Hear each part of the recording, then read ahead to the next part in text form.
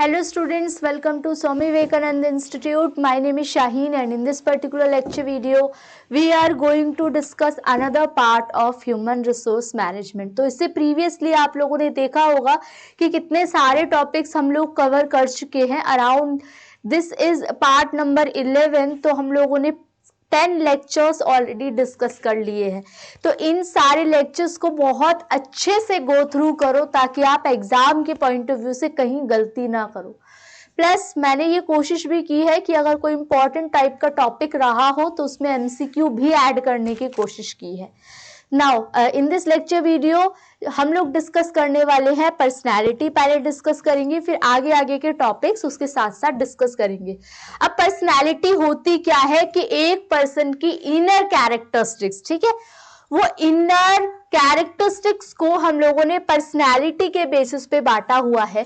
Personality को आप बोलोगे, डिफाइन करोगे कि ये इनर साइकोलॉजिकल कैरेक्टरिस्टिक्स है जो कि both determine and reflect how a person think and act. मतलब एक पर्सन क्या सोच रहा है और एक पर्सन किस तरीके से रिएक्ट कर रहा है, ये दोनों चीजें एक पर्सनालिटी के अंदर आती हैं, ठीक है, और ये चेंज भी होती रहती है. Now inner characteristics of person personality are specific. अब ऐसा हो सकता है कि कुछ ऐसी खूबियां हों, कुछ ऐसे एट्रीब्यूट्स हो, कुछ ऐसी ट्रेट्स हो, कुछ ऐसे फैक्टर्स हो और ऐसे मैनर्स हो जो कि आपको औरों से अलग बनाए, ठीक है. तो वो पर्सनैलिटीज क्या होती है? एक पर्सन का सोचने का नतीजा, एक पर्सन का सोचने का नजरिया, किस तरीके से वो सोच रहा है. They also affect the way consumer respond. ये एक ऐसा रास्ता भी है जहां पे कंज्यूमर दूसरे पर्सन से रिएक्ट करता है, रिस्पॉन्ड करता है और कम्युनिकेशन के एफर्ट्स डालता है. नाउ अगर पर्सनालिटी के डिटर्मिनेंट की बात करूं तो यहाँ पे 1 2 3 4 5 जैसे कि आप देख पा रहे हो 5 फैक्टर्स है. सबसे पहला फैक्टर है बायोलॉजिकल फैक्टर्स. बायोलॉजिकल फैक्टर्स कौन सा हो गया? जैसे मेरे ब्रेन से रिलेटेड है, ठीक है, या आप बोल सकते हो कि एक पर्सन थिंक कर रहा है साइकोलॉजिकल बेसिस पे. फिर उसके बाद कल्चरल फैक्टर्स. कल्चर कौन से कल्चर से आ रहा है, वो क्या उसका बैकग्राउंड है, क्या फीचर्स है उसके. Next one is family factors. कितनी कौन से टाइप की फैमिली में उसका इवोल्यूशन हुआ है, small family, big family, family के कौन कौन से फैक्टर्स ऐसे इंपॉर्टेंटली रोल प्ले किए हैं. Next one is social factors and situational factors. Social factor is society, ठीक है, और अगर सिचुएशनल फैक्टर की बेस्ड बात करूं तो इफ वाली सिचुएशन, अगर ऐसा होगा तो आपका क्या रिएक्शन होगा. इफ और बट वाली सिचुएशन होती है वो सिचुएशनल फैक्टर्स के अंदर आती है. पर्सनालिटी को कौन कौन से फैक्टर्स कंट्रोल करते हैं? जैसे लॉकस ऑफ कंट्रोल, मेरे अंदर कंट्रोल करने की कितना क्षमता है, ये इनर फेस में आता है, इनर एफिकेसी के अंदर आता है. जैसे कि एक तो इनर हो गया, एक एक्सटर्नल हो गया. जैसे कि काफी कोशिश करते हैं एक्सटर्नली रिएक्ट करने की, पहले तो हम अंदर ही अंदर रिएक्ट करते हैं, ठीक है. तो एक इनर कंट्रोल हो गया, एक एक्सटर्नल कंट्रोल हो गया. सेल्फ एफिकेसी कैसी होती है, मतलब इंडिविजुअल से आप, ग्रुप से आप इंडिविजुअल में कैसा परफॉर्म कर रहे हो. सेल्फ स्टीम, कितना ध्यान रख रहे हो, मॉनिटरिंग, ऑब्जर्व करना, कितना पॉजिटिव और नेगेटिव अफेक्ट है आपका और लोगों पे, सोसाइटी के ऊपर, आप कितना रिस्क बियरिंग हो. और type A and B personality. Type A and B personality का क्या मतलब है अभी देखते हैं. चलो, टाइप ए पर्सनालिटी कौन सी होती है? जो कि एग्रेसिवली इवॉल्व होती है, chronic struggle to achieve more and more, जिन्होंने बहुत मेहनत की होती है, कम से कम वक्त में बहुत ज्यादा स्ट्रगल करी होती है. And if required to do so against the opposing efforts of other things और पर्सन, जो कि बहुत ज्यादा रिएक्टिव होते हैं, एग्रेसिव होते हैं. लेकिन अगर मैं टाइप बी की बात करूं तो टाइप बी जो पर्सनैलिटीज होती हैं are rarely harried by the desire to obtain a widely increasing number of things or participate in an endlessly growing series और event in an ever decreasing amount of time, उनको ज्यादा वक्त लगता है चीजों को ग्रास्प करने में, चीजों को कोरिलेट करने में। नाउ थ्योरीज ऑफ पर्सनैलिटी की अगर मैं बात करूं तो 1, 2, 3, 4 इन 4 कैटेगरीज में हम लोगों ने थ्योरीज को बांटा हुआ है और ये एग्जाम के पॉइंट ऑफ व्यू से इंपॉर्टेंट है। इसको स्टार मार्क कर लो क्योंकि थ्योरीज के बेसिस पे क्वेश्चन आता है। तो सबसे पहले की अगर मैं बात करूं तो साइको एनालिटिकल थ्योरी कौन सी होती है, जो दी थी सिगमंड फ्रॉइड ने। और सिगमंड फ्रॉइड कहते हैं कि there are 3 things, 3 main issues होते हैं, जैसे कि id, ego and super ego. 3 categories होती है, 3 कैरेक्टरिस्टिक्स होते हैं, आईडी, ईगो और सुपर ईगो। अच्छा, इनके बीच में क्या होता है, ईगो एक मिडलमैन का प्ले रोल करता है। ये हो गई हमारी मदर, ये आईडी हो गई मी और सुपर ईगो हो गए हमारे फादर। आईडी क्या होता है, सुपर जिद्दी, जिसके अंदर जो अपनी बात से एग्री करवाना ही चाहता है, ठीक है, ये यस सिचुएशन होती है प्रॉपर, हाँ मुझे ये सामान चाहिए।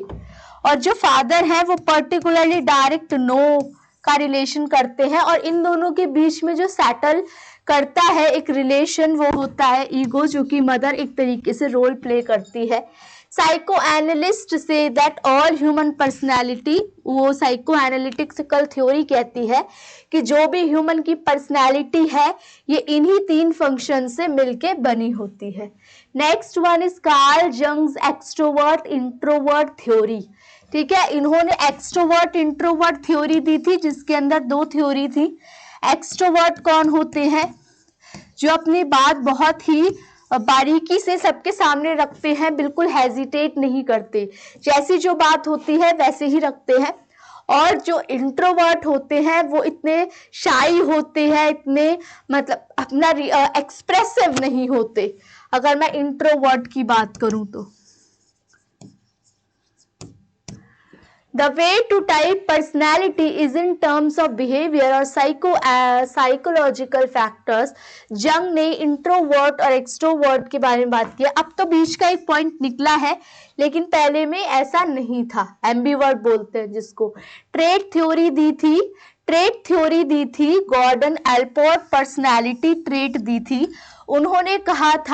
उन्होंने क्लेम किया था कि जो पर्सनालिटी ट्रेट होता है वो रियल एंटिटीज के ऊपर बेस्ड होता है, physically located somewhere in the brain. जो भी हम करते हैं या जो भी हमारी कैरेक्टरिस्टिक्स होती है, पर्सनालिटी होती है, ये हमारे ट्रेट के थ्रू डिसाइड होती है, हमारे ब्रेन के थ्रू डिसाइड होती है। We each inherit our own unique set of raw material for given trait which are then shaped by our experience, जो कि हमारे एक्सपीरियंस से बनता है। रेमंड कैटल 16 पर्सनालिटी फैक्टर, इन्होंने 16 फीचर्स दिए थे, ठीक है। रेमंड कैटल ने कंसिडर किए थे पर्सनालिटी को समझने के लिए, और ये जो 2 चीजें हैं ये सरफेस ट्रेट और सोर्स ट्रेट पे आ जाती है। इसको डिटेल में पढ़ने की जरूरत नहीं है, बस ये याद रखना है कि 16 ट्रेट के ऊपर बेस्ड थी उनकी थ्योरी। नाउ सेल्फ थ्योरी कौन सी थ्योरी थी, सेल्फ एक्चुअलाइजेशन, जहां पे एक इंसान फुल्ली सेटिस्फाइड है। Carl Rogers believe that human have one basic motive, एक तो ह्यूमन का एक बेसिक मोटिव होता है सेल्फ एक्चुअलाइज का, that is to fulfil one's potential and achieve the highest level of human being, जहां पे वो पूरी तरीके से संतुष्ट हो जाता है। और सेल्फ कॉन्सेप्ट क्या होता है, is defined as organised consistent set of perception and believe about oneself. मतलब एक तो जहां वो पूरी तरीके से संतुष्ट है और दूसरी तरफ वो कह रहा है कि वो अपने आप को किस तरीके से रख रहा है सामने वाले के सामने, ठीक है। नाउ परसेप्शन, अब यहाँ पे आपका जो टॉपिक है that is a new topic, perception, ठीक है। तो ये सारे ओबी के पार्ट आ जाते हैं जिसके अंदर आप पर्सनालिटी, परसेप्शन, एटीट्यूड इन सबको देखते हो। तो जरा प्रीवियस वाला एक बार देख लो, फिर आपका स्टार्ट करते हैं परसेप्शन का टॉपिक।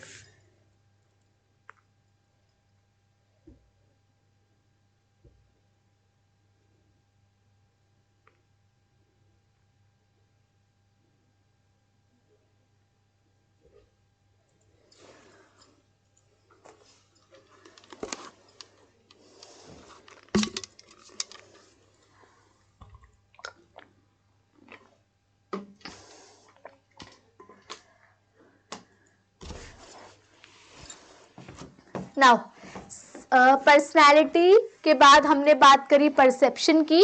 परसेप्शन का मतलब होता है जब हम एक चीज के बारे में सोचते हैं या कोई इंफॉर्मेशन डिराइव करते हैं थ्रू आवर 5 सेंसेस। 5 सेंसेस के थ्रू ली गई कोई भी इंफॉर्मेशन परसेप्शन के अंदर कंसीडर होती है ना। परसेप्शन के अंदर 5 सेंसेस है। अब ये 5 सेंसेस या तो टच के थ्रू, साइट के थ्रू, टेस्ट के थ्रू, स्मेल के थ्रू या साउंड के थ्रू हमें इंफॉर्मेशन मिलेगी। इट ऑल्सो इंक्लूड, इसके अंदर जो चीजें आएंगी what is known as perception, or a set of senses involving the ability, ऐसी क्षमता to detect changes, जहां पे हम changes को समझ पाए in body positions and movements.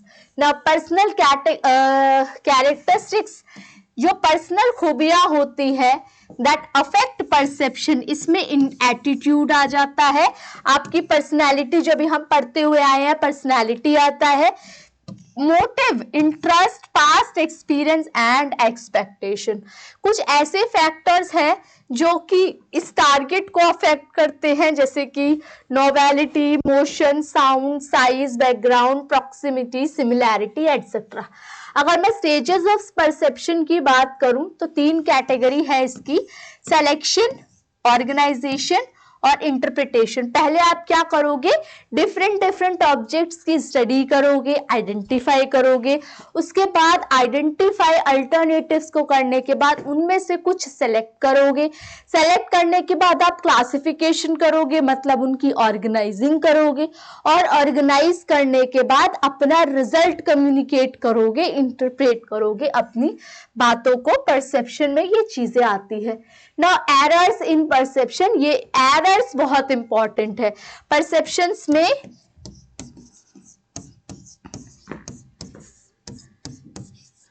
ये बहुत इंपॉर्टेंट है, इसको आपको ध्यान से लेके चलना पड़ेगा। 1 बाय 1 इसकी इतनी आपको एक्सप्लेनेशन की नीड नहीं है। क्या होता है बस समझते हुए चलना है कि ये है क्या। सबसे पहला एरर आता है इल्यूजन। इल्यूजन का मतलब, जैसे हम अंधेरे में देखते हैं, एक रोप को देखते हैं अंधेरे में, और हम उस रोप को स्नेक के तुलना में देख लेते हैं, हमें लगता है कि ये स्नेक है, तो ये क्या होता है, ये हमारा भ्रम है। तो यही इल्यूजन कहलाता है, इल्यूजन। ठीक है, इल्यूजन का मतलब है जब ऐसी चीजें होती है जो कि रियलिटी में ऐसा है नहीं। नाउ हेल्यूसिनेशन का क्या मतलब होता है, हेल्यूसिनेशन का मतलब होता है जहां पे जो चीजें प्रेजेंट नहीं है लेकिन हमें धोखा होता है, या हम आवाज, ऐसा लगता है किसी ने हमें आवाज दी, लेकिन ऐसा एक्चुअल में नहीं होता। यहाँ पे हम दूसरों के कंपैरिजन में एक चीज और को कंपेयर कर रहे हैं, रोप को स्नेक के साथ।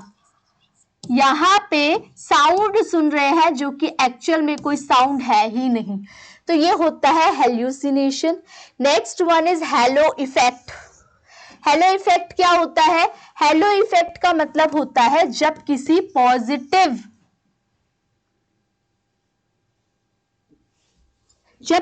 पॉजिटिव चीजों को देख करके, एक पॉजिटिव कैरेक्टरिस्टिक को देख करके जब हम पूरे जजमेंट कर दे, पूरी बातचीत बता दे एक पर्टिकुलर पर्सन की, तो that is a hello effect. Hello effect का मतलब एक सिंगल पॉजिटिव कैरेक्टर के बेसिस पे पूरा आप बता दो, ये होता है फर्स्ट इंप्रेशन बोलते हैं ना, first impression is the last impression.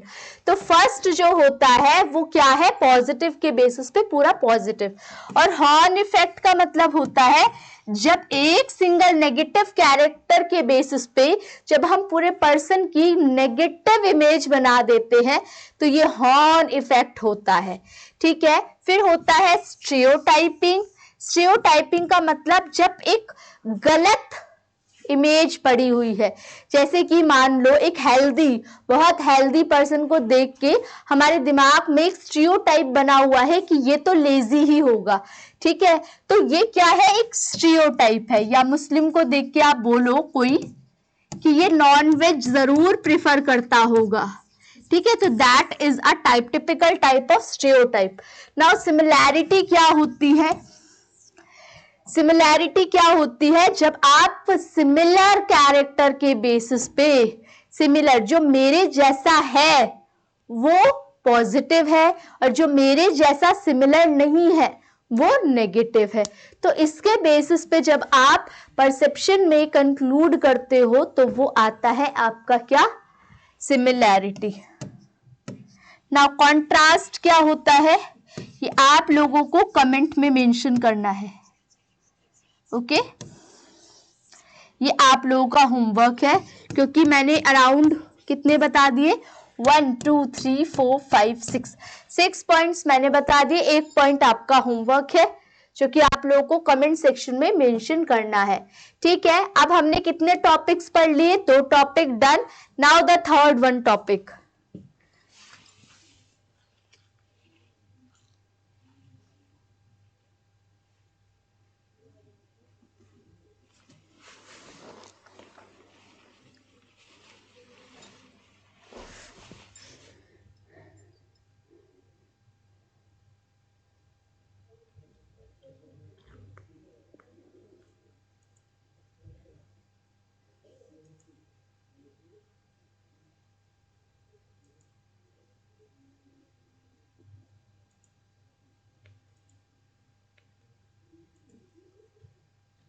Okay, so what do you mean by attitude?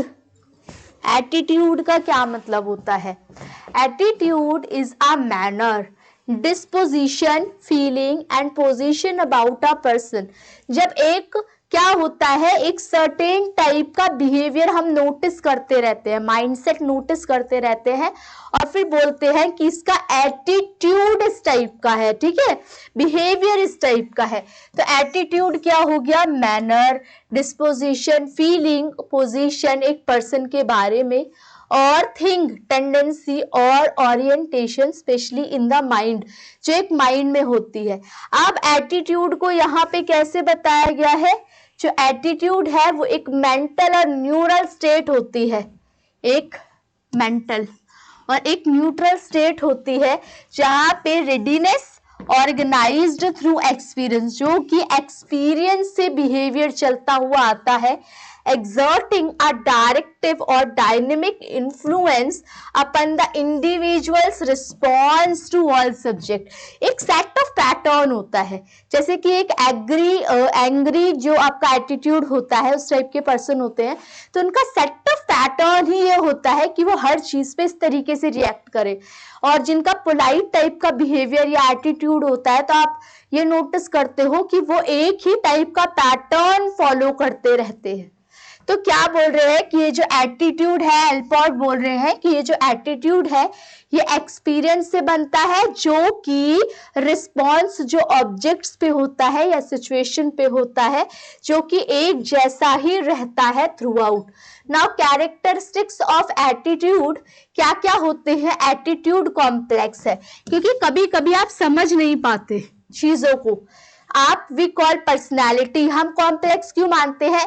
क्योंकि हम कंफ्यूज होते रहते हैं in the words personality, perception, behaviour, ठीक है, बिलीफ, वैल्यूज, इन सब वर्ड्स में कंफ्यूज होते रहते हैं, इसीलिए ये कॉम्प्लेक्स है। इट कैन फॉल एनीवेयर, ये कहीं पे भी हो सकता है अलोंग, ये ऐसा भी हो सकता है कि एक जैसा ही रहे थ्रू आउट और कभी कभी चेंज भी हो। All people irrespective of their status, सारे के सारे लोग चाहे वो अलग स्टेटस के हों, इंटेलिजेंस अलग हो, सबका एक एटीट्यूड होता है। एटीट्यूड एग्जिस्ट करता है इन एवरी पर्सन माइंड। जो आपके दिमाग में किसी भी पर्सन को नाम ले, और क्लिक करे, एक सिंगल चीज क्लिक करे, वही उसका एटीट्यूड है, ठीक है। Although the feeling and belief components of attitude are internal to a person, जो फीलिंग और बिलीफ है एटीट्यूड की, वो क्या होती है, एक पर्सन के अंदर होती है। We can view a person attitude, एक पर्सन का एटीट्यूड हम उसके बिहेवियर से जान सकते हैं। Okay, now component of attitude, attitude के कितने कंपोनेंट है, there are 3 type of component, ये इंपॉर्टेंट है इसमें। तो मैंने 3.3 आपको टॉपिक्स पढ़ाए और इन तीनों में बता दिया कि कौन सा टॉपिक इंपॉर्टेंट रहने वाला है, ठीक है। तो cognitive component is related to brain, जहां माइंड की बात आती है। Affective component is related to heart, ये ब्रेन से रिलेटेड होता है, इंटेलिजेंस से रिलेटेड होता है, ये हार्ट से रिलेटेड होता है, और ये बिहेवियर से रिलेटेड होता है, ठीक है। Cognitive component, this component include एक पर्सन का बिलीफ कैसा है about a certain person object. Discrimination is wrong, वो कह रहा है कि अगर आप भेदभाव करते हो तो ये गलत है। इज अ वैल्यू स्टेटमेंट, ये एक ओपिनियन हो सकता है, ये माइंडसेट हो सकता है एटीट्यूड का। Learned belief such as you need to work long hours to get ahead in his job, इस जॉब में आगे बढ़ने के लिए आपको दिन रात मेहनत करनी पड़ेगी। Lead to attitude that have an impact on behaviour in the work place, workplace में बिहेवियर के बारे में बात करें तो अफेक्टिव कंपोनेंट कौन से होते हैं, जहां पे आप फीलिंग से रिलेटेड बात करते हो। This component refer to persons feeling, जो कि रिजल्ट होगा फ्रॉम हिज और her belief about a person, object और situation. Person who believes that, एक पर्सन जो कि मानता है हार्ड वर्क की वजह से आपको प्रमोशन होगा, लेकिन कभी कभी प्रमोशन की वजह से एंगर हो सकता है, फ्रस्ट्रेशन हो सकती है। व्हेन ही और शी वर्क हार्ड, ये कब हो सकता है, गुस्सा और एंगरनेस कब कब आ सकती है, आपने मेहनत करी फिर भी प्रमोशन नहीं मिला, तब आपको ये चीज फील हो सकती है। नाउ बिहेवियरल कंपोनेंट कौन सा होता है, this component refers to the individual behavior, जो कि अकर करता है as a result of his और her feeling about the focal person, object और सिचुएशन। एक इंडिविजुअल हो सकता है कंप्लेन करे या ट्रांसफर की रिक्वेस्ट करे या लेस प्रोडक्टिव हो क्योंकि वो डिससैटिस्फाइड फील कर रहा है, ठीक है। तो यहाँ पे हमने बिहेवियरल कंपोनेंट के बारे में पढ़ा। तो हमने आज बेसिकली कितने मेजर टॉपिक, कितने मेन टॉपिक, 3 टॉपिक डिस्कस करे। That is number 1 is perception,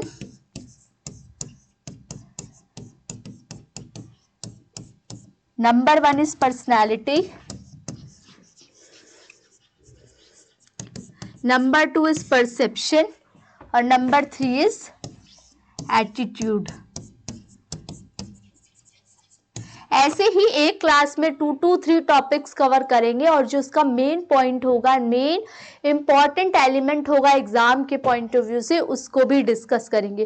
बाकी आप लोगों को कोई डाउट है इस पर्टिकुलर लेक्चर वीडियो से रिलेटेड तो आप लोग कमेंट सेक्शन में मेंशन कर सकते हो, और होमवर्क का जो मैंने टॉपिक दिया है वो जरूर से आप लोग मेंशन करना।